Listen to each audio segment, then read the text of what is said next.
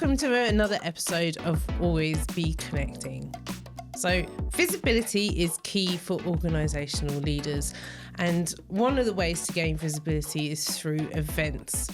We can use events to share ideas, value propositions, or we could use it to collaborate and look for business opportunities. We're very lucky to talk to two conference producers from global events company Terrapinn Australia. We have got Imogen Jones and Sanam Rodrigues. How are you doing, guys? Good. Thank you for having us. Yeah, good. So talk to us about your history in events first. Let's find out a little bit about you. If you want to go first, Imogen. Yeah, so a little bit like a lot of people, I didn't really plan for it, didn't expect it, and sort of just fell into it, the crazy world of events. I sort of started with smaller activations, more helping towards the marketing and brand activations, and then quickly found out about Terrapinn, and I've been there, I think, 2 years this year, and so I worked mainly on tech in that company on an event called Digital Transformation Live, and absolutely knew nothing about the industry at all. So that was a very, a lot of whirlwind adventures. But my experience has been now a lot on corporate trade shows and have that sort of activation space. So it's very different. But look, I've learned a lot here now working on two events, and then I think that's a good segue to Sanam, who is working on another bigger event in our company. So how about you? All right. For me, I started off, in a very, very different field initially. It was internal auditing and human resources, and then I sort of fell into the marketing and event space. And I started off with, with the Dubai Film Festival and the Sydney Film Festival, just dealing with their events. And that was, film events and, press conferences and all those wonderful things. Worked with the Sydney Film Festival, moved on to the Traveling Film Festival, and then, loved the work Terrapinn was doing in terms of content creation, specifically for events. That more business to business. Of course, I do love the arts, but I do love business too. So it's a good mix of both. And currently we are working on our solar event, which is one of the bigger events in the company, I'd say. Although, every event in the company has its own unique niche and its own unique audience and, speaker attraction, I'd say, right? Yeah, definitely. Yeah, interesting that you came from human resources, because it sounds like that is a large part of your job in a very different way. Hey, so from resourcing roles to resourcing speakers and panels and correct audiences. I think what helps us all, I feel in the production team especially, is you need to be of a certain. Well, you need to be pleasantly persistent is what I'd like to say.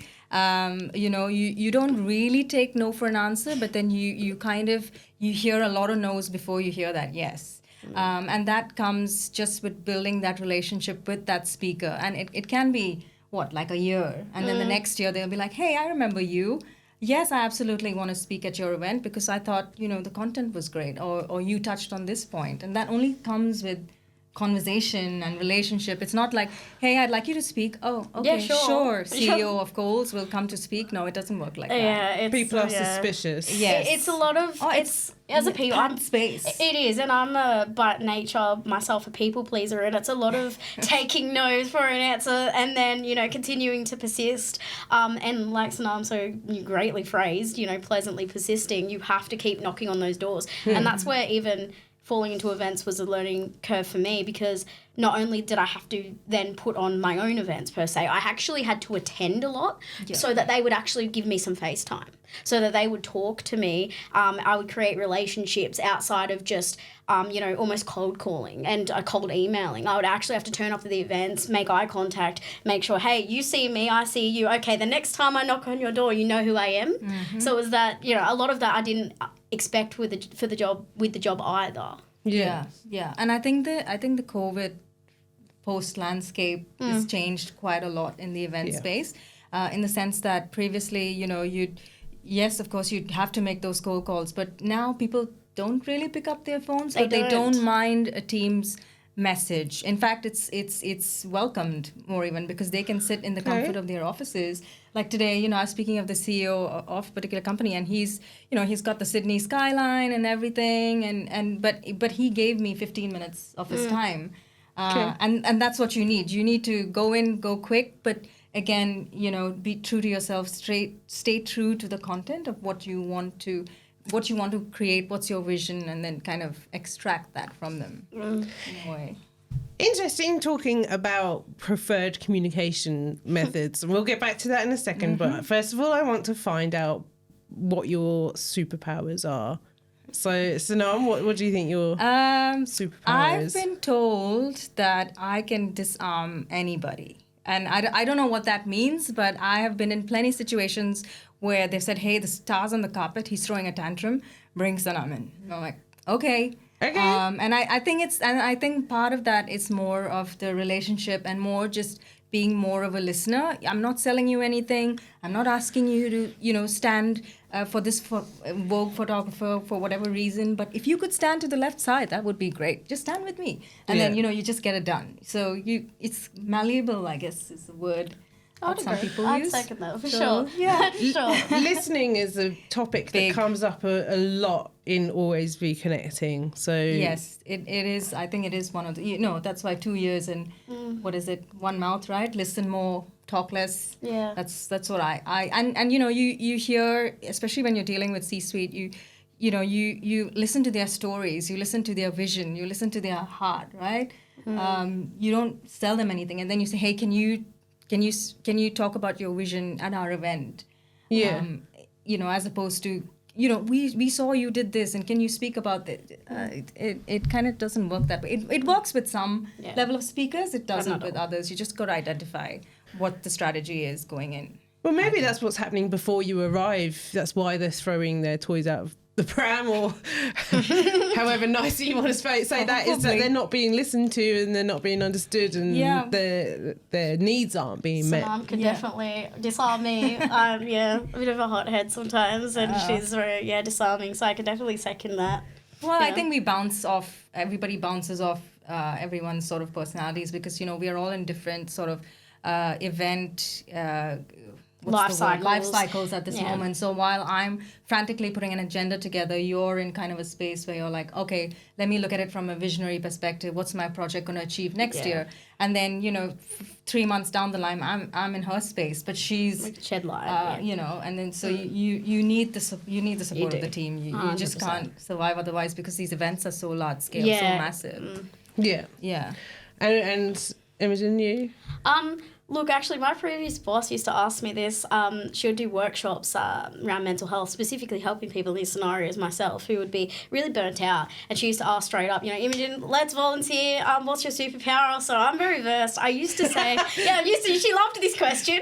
I used to say it was opening, like I was an opener, like I would open doors. But I've since come to change that a little bit, in the sense that I really think it's relationship building. So I feel that I'm really strong. My superpower is being able to meet someone, identify where they're at in their life at the time, and meet them there and build the relationship with them, focused around core, actual, meaningful connections with them, rather than an end goal for me. Even though obviously my end goal is in my head, obviously, and they probably are aware of it. I'm more focused on the building of that relationship, irrespective of where it goes. So I feel, that's been one of my strongest points. I've gone from not knowing the industry at all to, I would say, you know, having a large amount of people that I can rely on in the industry, that are my friends, that I hang out with and rely on as, you know, really, really meaningful and deep connections on weekends, outside of work hours, you know, that aren't you can just talk to them on a different level. Exactly. So I do feel relationship building is my superpower. Yeah, very cool. Thank you. So let's hop back to the communication methods, sort of in a post-COVID world, because you're right. I don't answer my phone to many people. I'm very suspicious. Neither do I. I Google the number before I call back. I'm like, I just want to know before I ring back who I am. You can leave me a message, okay? You can text I'll me, listen and to I that might. audio. Then no one leaves voicemails anyway, so I'm like, They've like reverse searching their number. Yeah. So how do you reach out to people in modern world? I think you always go for that call first, because when you do get that person on the phone, you don't sell, right? You say, you introduce yourself, you say who you are and things like that. So that's always the go-to. Yes, I agree. But post-COVID, I feel, hey, happy to chat about this. I saw, you did this and blah, blah, blah, and email. Or like I say, whenever you're trying to get to a C-suite, at least for me, it's never ever burn the connections that lead to that suite, lead to that person. So if it is that person who picks up the phone and redirects the call to 1,000 people and they're not having the best day, that's okay. You're having a good day, so that's fine. Okay, then they connect you to so and so, to the EA. The EA is your best friend too. I mean, I say treat everybody with respect, because that flows. That really does flow. Like Imogen said, they talk. They do. They talk, and whatever the relationship turns into or pans out into, or whatever happens, you still have that respect. I've seen that blossom with Sanam specifically. I feel like that's one of her best traits, is I've seen her go through the ranks in the sense of trying to get to the person she needs to get to and speak to each person. And it's always, every time I hear her talking, it's always genuine care about where they're at right then. And I've seen long panned things end up scoring exactly what she wants through going that way. And it's been, it's really good from my point of view, because like I said, very hot-headed. I'm like, go straight, just keep pounding on their door till they pay attention. Yeah, but can I say though, like, that's my approach of going about things, right? But Imogen's approach, for example, is again very different to mine. It is yes, going after, and this is what I would like you to speak on. Are you yes or no, or whatever it is. But it gets the job done because she's done the homework before. If that makes sense. That's a really good point, because there's plenty of people who call, especially work lines, who have not done any research. No. And it's a sales call straight away, and you have no interest in talking to them. So the people who, lately, the people I've been speaking to, your managing directors or C-suites of, Kmart, JB Hi-Fi, Coles, all of those people, right? And first when I started this, I remember someone saying to me, and it stuck with me, so whoever it was, good, they're like, you didn't put a lot of thought into this, did you?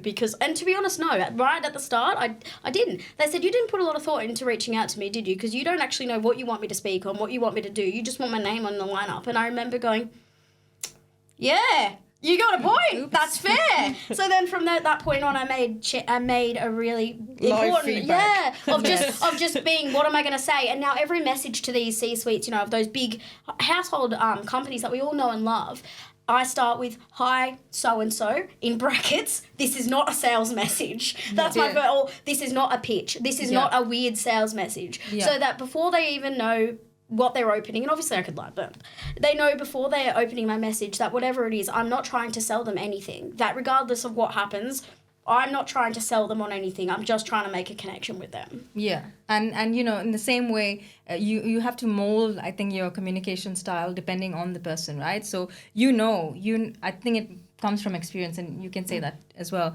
that when a person wants to chat on the phone, when a person just texts, never replies, never picks up their call, but only texts. Yeah. When a person is like, oh, you know what, let's just hop on a call and get their preferences and you have quick. to get that. I think you have to get that right. Recognize that. They're like, everyone's a person, and we all know with our own friends. There are friends that that will text you. They're they're friends that they'll only pick up your phone call. Or they won't FaceTime. They might FaceTime. You know your each different type of friend style and how they communicate. So why wouldn't the same theory be the same with all of them? It translates. I don't like saving up the phone call, so I try not to. But, so it's all the same. Yeah, interesting. So we'll get to sort of like the more of the value of attending events a little bit, because I'm really enjoying this discussion about finding speakers and identifying and sort of the homework that you from your feedback have been putting into identifying what people are going to talk about, what are people's values, and what can you do for them and what can they do for you, sort of like finding that opportunity. Yeah. So when you are looking to fill a spot, what's the sort of process from filling a spot to creating value for you? I think it's definitely going to vary from the start to the end, I suppose. And I definitely think it will vary for Sanam and myself, because I have been in my specific sort of niche and industry for close to 2 years now. So tech, when I first started, it had to be hours worth of research just to figure out exactly what was going on. Honestly, I had no idea what cloud was. I thought it's just a lot of things, terminology you don't understand, and you sound sort of silly so you have to put that extra work in. Now, being 2 years in, it is attending the events, but also, you know, making friends and keeping your ear close and keeping your finger on the pulse. But the most important thing, I suppose, from seeing that spot bare and then filling it, for me, is equal meaningfulness. So what can I actually bring for them? What is this benefiting my speaker? And how is this speaker benefiting me / my audience? So bringing equal meaning, because if I'm not providing anything for them, I can bet they're probably not going to provide that much for my audience, because we need that equality in relationship building. So a lot of it is, what can they share with my audience that I personally can't share, or, you know, my next door neighbour can't share, or someone even in the industry well-versed, what they can't share that they can, and what can I offer them that other people can't, and how can we bring that synergy together to make a really good match? So that's it. And a lot of that is through the homework that was done at the very start as well, but also researching them, attending events, if you have an advisory board, asking your friends, just always making friends with people in that industry as well. But it's about equal matches to me. Yeah, I mean, it's interesting, like, that's your approach. So my approach is a mix of that. But for me, it's, what is the goal of this event? What is the vision of this event? What are we seeking to achieve with this event? You know, and especially in an industry which you know nothing of, and you're not the expert. And I keep saying this to my speakers as well. I'm not the expert. You are. So you tell me, what is it that people are talking about? And more often than not, the things that come out of their mouth, and you're like, oh, okay, you never say that to the media, or you would never say that out, but you're comfortable talking to me that, you know what, this is the problem in the industry. And then I'd be like, okay, this is the goal of our event. Would you be willing to talk to this? Oh, yeah. Oh, and then they would turn around and they would ask me, how frank do you want me to be? And I say always, speak your truth. Yeah. You know, at the event, because that's what it is. And with approaching that speaker slot, I remember, a speaker, I was talking to him, and then he said, oh, you know, if I can recommend somebody if you're finding it hard to fill up that slot. And I said, look, for me, it's not just about filling that slot. It's actually getting that person and aligning that person to that goal. And that's the way that I would approach. And if that means that, you know, in a particular slot, it may be empty, okay, then it is empty. I mean, we'll fill it up with an interesting panel discussion. And there you'd have more people. And sometimes, you know, you know this as well, speakers don't want to speak alone. And, you know, they're like, who else is speaking? I'm like, okay, that's fine. You can come onto a panel and discuss whatever you want to discuss. And then you see them jump out and be so animated. It's tricky because I'm sure you agree that, I don't know, weigh in, feel free, that event organisers and I really have come to the point where sometimes it's positioned in our job, and not for us, but I know a lot of other scenarios where it's positioned that you just need to get meet a certain amount of people or get a certain amount of people on the floor or whatever. But it loses then meaning. And so, and a lot of the time, or they go, what do you want to do with this event? And the broad statement is I want to change the world. Okay, well, that's just not going to happen. That's not realistic. So I think having one clear or a few clear purpose or goals that you want for that event help when the speaker goes, well, what should I talk about? Well, it's a curation. I can't tell you that, but what I can tell you is our goals. Because when you go in, well, we're going to change the world and we're going to be the leaders of this and this and that. Well, every event in the world wants to do that. What's our point of difference? How are we different? And how are you connecting, networking with the audience differently than the event that's happening next Tuesday? So you're just sort of really questioning, because a lot of C-suite will have value propositions and visions and Yes, missions exactly. and industry goals that they need to make business easier for them and things like that. So it's easy to have those ideas, but to have that sort of thought-provoking, okay, well, what are we going to do about it? Like, what's tangible? How can we action this? The worst thing is to go to a conference, listen to this, this speaker, and everyone's heard. Maybe they've got a really high sort of job title, everything. It's all great, but you walk out of there. Wait, what did they just say? Yeah. What are we doing here? Bunch of fancy Are we words. just here because of the title of the event? Because it said something about the industry I'm in? Why am I actually here? What's the connection I made? What's the actionable item I'm going to do? What could I take away from this? Because if the answer is nothing, then what have you actually done with your event / speaking position? What have you done with it? Yeah. And then you make it a little bit more personal, I think, for yourself, because for me it's always, will I listen to what he's going to speak about? Yeah. Will I listen, or will I just be like 5 minutes? I'm like, I'm probably going to walk out now. You have to think about your audience, and you have to think about your speakers, and I think the best way is to just think for yourself firstly. Like, is this topic interesting to me? Will I attend it? Am I excited by it? That's the main thing for me. Am I excited by this topic? This speaker is presenting? Yes, he's spoken somewhere about some other things, but in this particular event, he's speaking particularly about this because that is exciting to him and me. Yeah. And that that vibe, so to speak, flows between us as the producer and the speaker, and that's where that relationship starts forming and building. Interesting, because like, say 10 years ago, if you think about sort of the Katie Hopkins in the world, there's a good example in the UK of This Morning, where you would have someone on the far right and someone on the far left and debate and have your discussion. So modern discussions are far more nuanced than just having sort of polar views to have a fight and see how much press they can get. So like, what certain considerations do you have in that curation? Is it like politics? Is it industry type, or sort of how do you go about solving problems?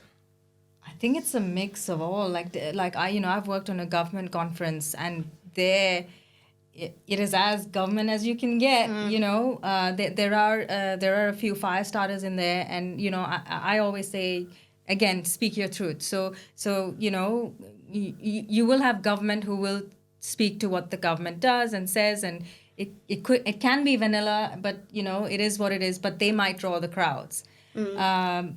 So it's a, and then you have, say for example, I'm working on the solar industry now. A lot of fire starters, a lot of people who want to do big things in the industry, and a lot of support, a lot of grief. So you have to kind of balance all those topics and put it out there in your agenda so that people start talking, which is what you want. It is about a balance too. I work on the government conference now as well, so we've both sort of worked on this conference, and it does have a bit of, there's sometimes a little bit of that red tape where you struggle to get, you need to do things that have a government approved. So there is a little bit of that as well.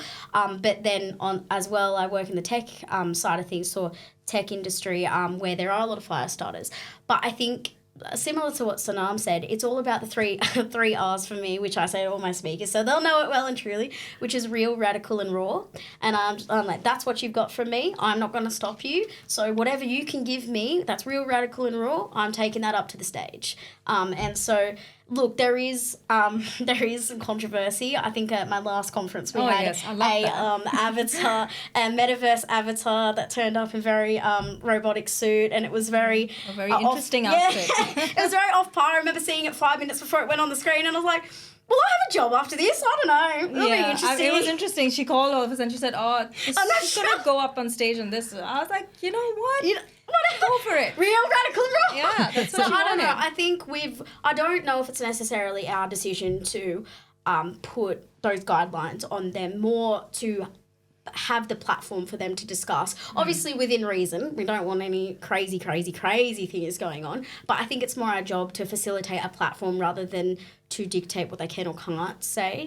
Yeah. Do you have other names that you give a type of speaker? Because Firestarter came out there. Oh Are there dear, other... there are some very, very questionable names where I'm like, I tell people you cannot say that in public about speakers like that. So I cannot. I'm sorry. But yes, there are very much, and you know what I'm talking about. But maybe offline. Yeah, maybe offline. No. Well, from my experience with at least Sanam and I, no, we know that there are some eccentric speakers are probably the words that I would use. Some eccentric speakers. We know that there's some controversial ones, and then I'd say those are the two terms for me at least. Also though I do know there's a lot of my speakers that my best friends speakers that are always there to help me, and on the day, for example, if they're speaking the next day, they'll turn up the day before just to make sure I've been fed, I've had lunch, I've sat down, pat me on the back. I was going through a little bit of a health issue, and I remember one of my speakers at my event, my very big sort of breakthrough event, and it was very invested into it. I remember my speaker showed up and just asked if I wanted to go get some lunch to calm down and take a breather. Knew I probably hadn't eaten that day. So, those are my best friends. The rest is a solid speaker. But I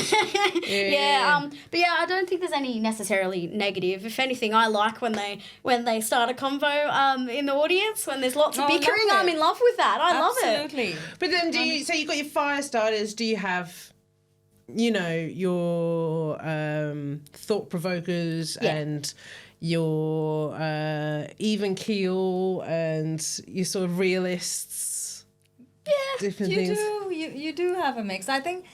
I think every speaker. I think the goal is for us to make sure that every speaker feels valued and feels like they are delivering value to whatever they are saying or whatever, right? The terms that we are using is only internal, I would say. I think every speaker believes and should that they are a thought leader, that they are trying to make a difference in whatever they're saying. And some terminologies that are being used are more internal in the events world, so to speak.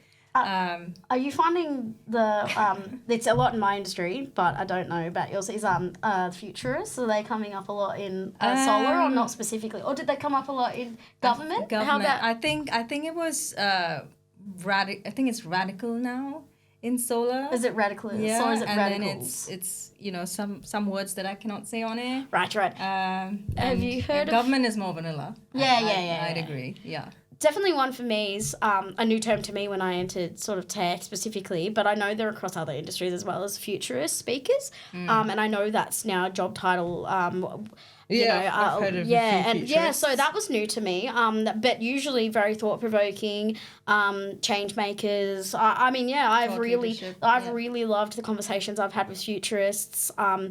I had a big sort of research period where I was looking into what exactly they do, and and it was very interesting to hear about how they're predicting the future. And so those speakers are quite they are thought provoking, they are controversial as well. There are a lot of futurists coming up in big household name companies where they're going chief futurists. So I think that's really interesting. It's something that we should sort of collectively as across industry look into, what exactly are they doing, where are they getting their information, and is it worth giving an ear to? Yeah. It's almost a future, it's a now job, but also a possibility for growth possibly. So let's go to attending events and sort of the value that people can get out of them. So for both being a contributor and being an attendee, what are some tips of getting the most value out of an event? I think it's as an attendee, for me, I always like to look at the agenda prior, look at who's speaking, look at what they're speaking about, and actually knowing which events that you want to go to, basically, and maybe planning around that. And obviously, you can talk the talk, but there's nothing beats actually walking into an event and looking at the event space, looking at the activations, looking at, roundtable conversations. And, we talk about roundtable conversations as a good way to get, C-suite together and have that conversation flowing. And it's kind of like the formal breaking the ice sort of a session. And so there's value over there, so you go in and you just observe, you just hear them speak, and there's so many, just standing and watching. I find when I stand and I watch a session, you're watching a session, but you're also not eavesdropping, but you also get snippets of, this, I thought about this particular thing, did you ever think about that? And I'm like, oh, that's so interesting. And then you're walking, and then but you're walking by the exhibitors, and they're having a separate conversation altogether. And there's all this, it's such an electric energy. So you can't beat that when as much love as you put into that agenda. Nothing beats walking into an event and getting that vibe, and especially if you're the producer at that event.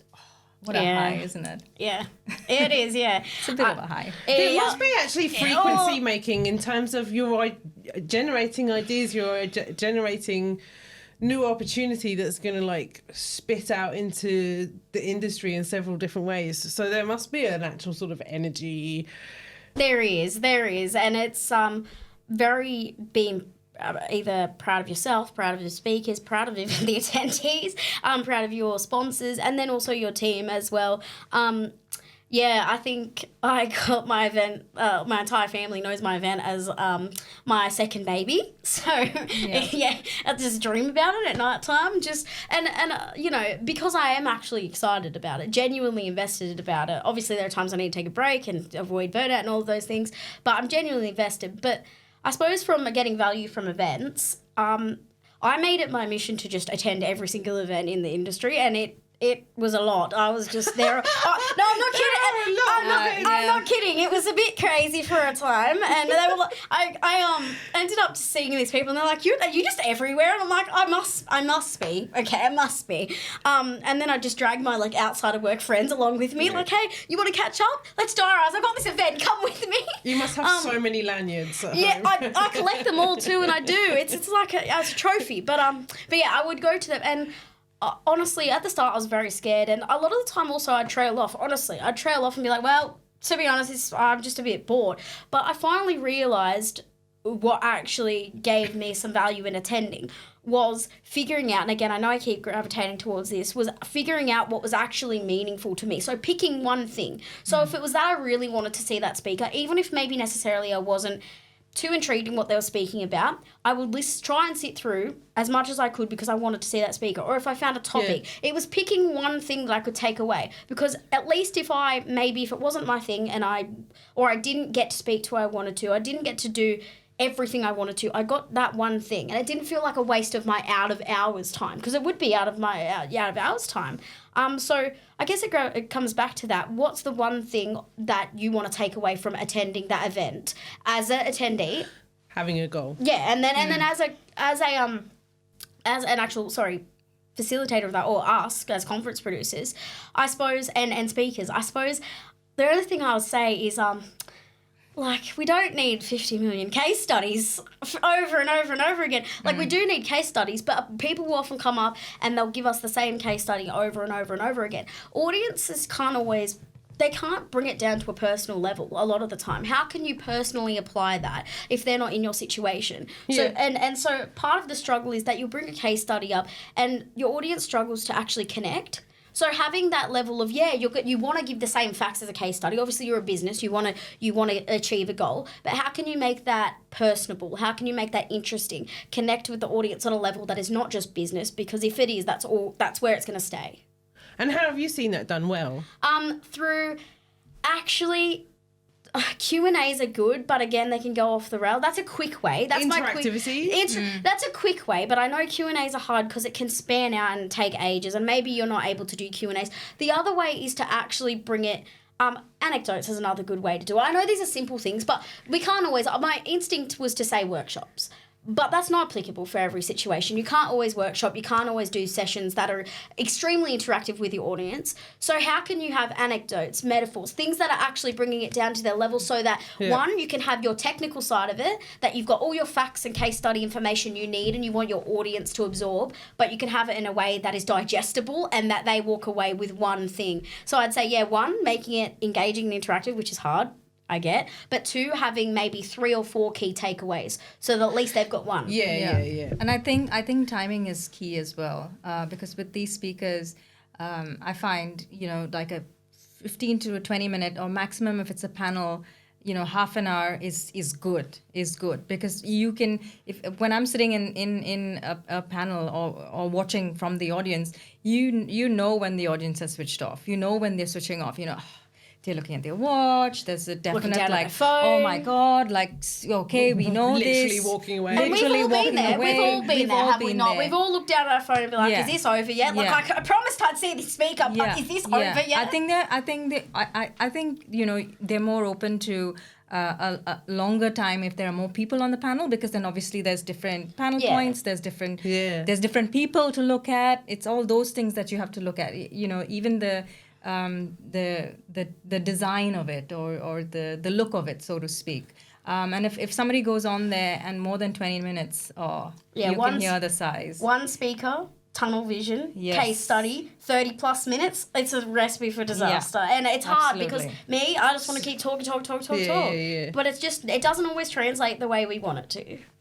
And I guess with case studies, you're sort of like you're going to your business purpose and you rather than your thought leadership. Well, you can weave that in. You can weave it in, but it doesn't need to be, because case studies will only land as case studies. If you incorporate case studies into thought leadership, or you take the lessons and the information from the case studies and weave it into thought leadership, it can be digested from most people wherever they're sitting, and the facts extracted. Okay, I get that your company did X, Y, Z and X, Y, Z. I get that.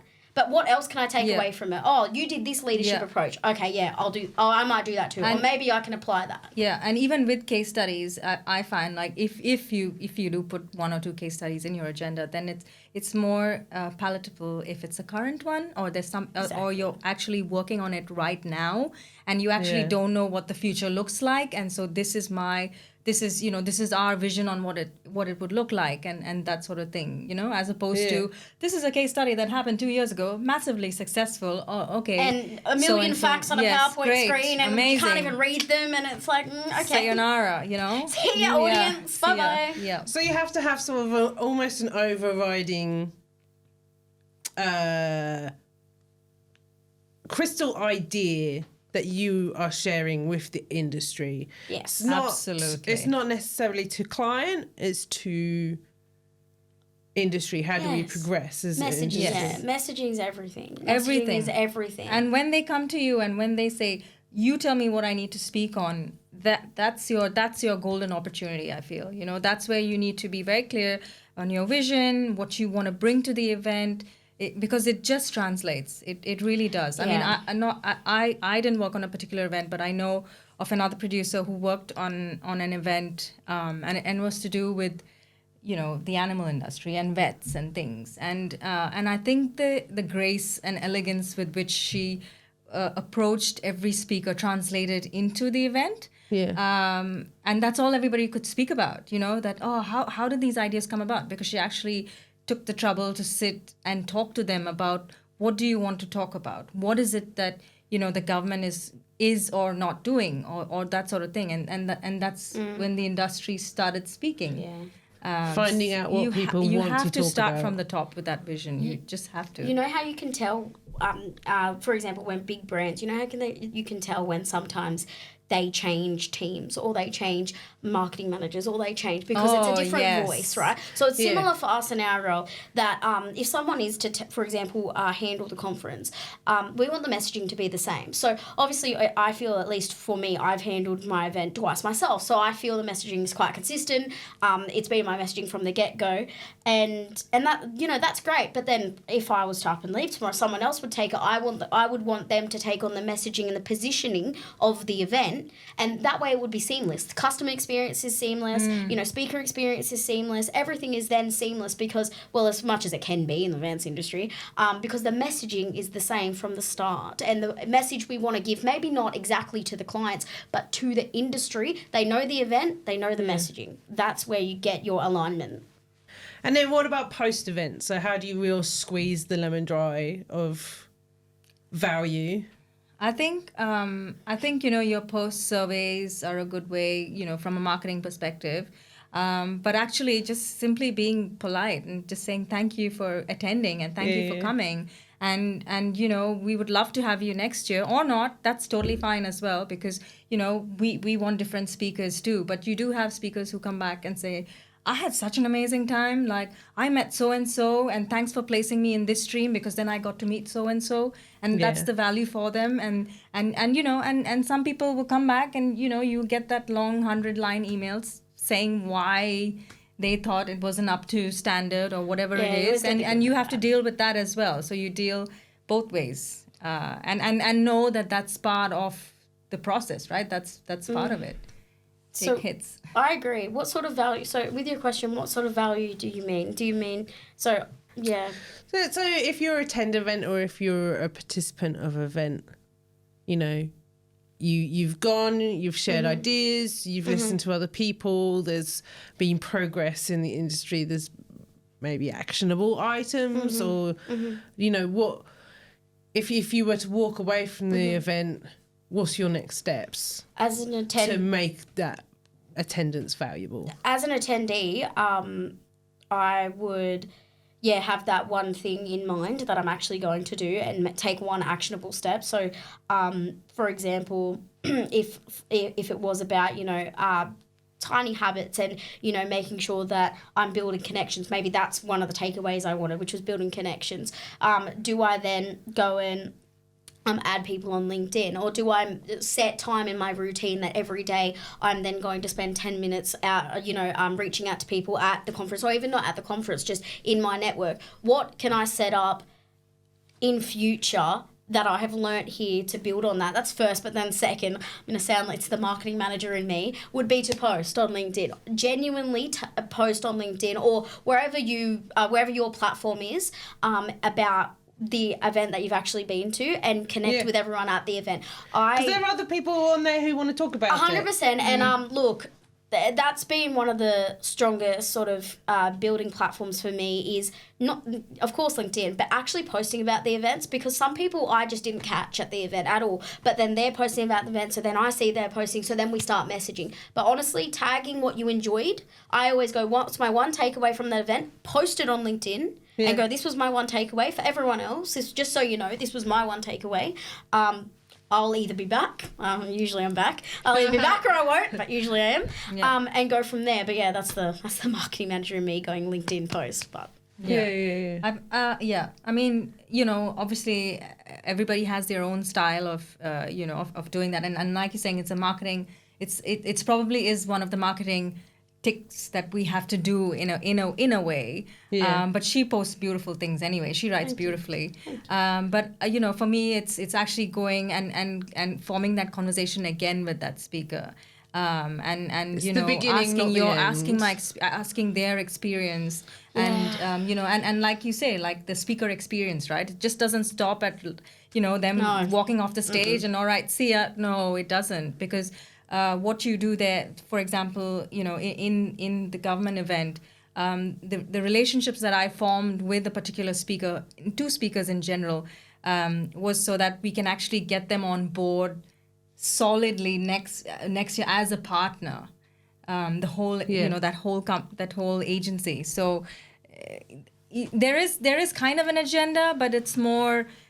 I feel the speaker experience is very... It's mutual benefit. It is mutual. I think it all comes back to mutual benefit too. And that in regards to audience too. It's all about mutual benefit. Mutual benefit for them. Why are they getting out of bed? In a day and age where we really don't have to, like, in the sense of like going to events, we don't have to. There's virtual events. There's TED Talks online. There's everything we have. There's a knowledge overload in the world. We have so much knowledge at our fingertips. Why do I get out of bed to come to your event? So mutual benefit for us, for them, for speakers. Otherwise, I just stay in my bed and I'll watch YouTube. That'll be fun. But that's an interesting Yeah. thing as well, because the landscape right now is, yes, you have this information overload and you get information from everywhere, but the value that they get is going face to face and you know, bumping into somebody that they thought that they would never get the opportunity to do so. You know, Yeah. it could be at the networking party or the afterboat party or whatever it is, or you know, a lunch that we did for the C-suites and things, and then suddenly, you know, A CEO is speaking to the CEO of B, and it's surprising to see them sit together because there's so many stories around that. But you have to value that. Yeah. You have to put that proposition, you know, very, Yes. very front of mind. That, again, like you said, the attendance value is what can happen. But you have to put that front of mind, because it is easy to go, nah, nothing will happen there. Yeah. So how can you, us as conference producers, but everyone, I suppose, put that value of what could happen if I actually went out to connect with people? Yeah. I think what I take from this conversation is reframing how you think about events, for myself especially, from it being a task, a job, to being an opportunity, to being, it is what you make it, you get out what you put in. Absolutely. Oh, 100%. Yeah. You have to be open. Yeah, you really have to be open. I was scared. Over the hundreds of events, I was scared. I was new to the industry. I didn't know what to say. Sure. I was petrified. It is scary. And and also, these people in your head are on pedestal. Yes. These people that you're the approaching, thing. even attendees, with, you know, these high job titles and, you know, your CEOs, they're just on pedestals in your head. How could they want to speak to me? Who am I? Like, why would you even want to talk to me? Same for attendees. Why would you even want to talk to me? The actual thing is reframing that you are here, they are here. Let's give it a go. Let's try to connect, because otherwise, why did you come? Yeah. Do something together Yeah. rather than do it alone. Yeah. Very interesting. And then, so if people want to participate, if people want to attend events, if they want to get involved with Terrapinn Australia, what's your advice to them there? Go to Terrapinn. Come to our event. Jump on LinkedIn. Come to my event. No. All of our events are listed on the website, which is just terrapinn.com.au. With all of them, we run 8 in Australia. That 8th, right? Yeah. I think they're all spread out across the year. There's a fair few in Sydney, but there's across Australia as well as a few in Melbourne. They're globally. What industries are you like? So I focus on tech. So Digital Transformation Live, which is the 19th and 20th of June, and that's in Sydney. And then 30 days later, the Tech and Gov Conference, which is in Canberra on the 23rd and 24th of July. Yeah. So I focus more on the tech side. We also do education tech, so EduTech, which is our biggest show.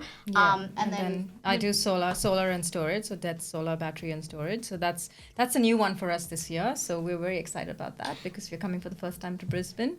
And previously, you know, we were in the Middle East and things like that. So this is a big thing for us. With a very key proposition as well. Very, like, you know, Yes. let's do clean energy. Absolutely. Yeah. And it's just strategic in a way that is just in line with Queensland's, you know, energy and jobs plan and their whole 19 billion investment in the energy sector.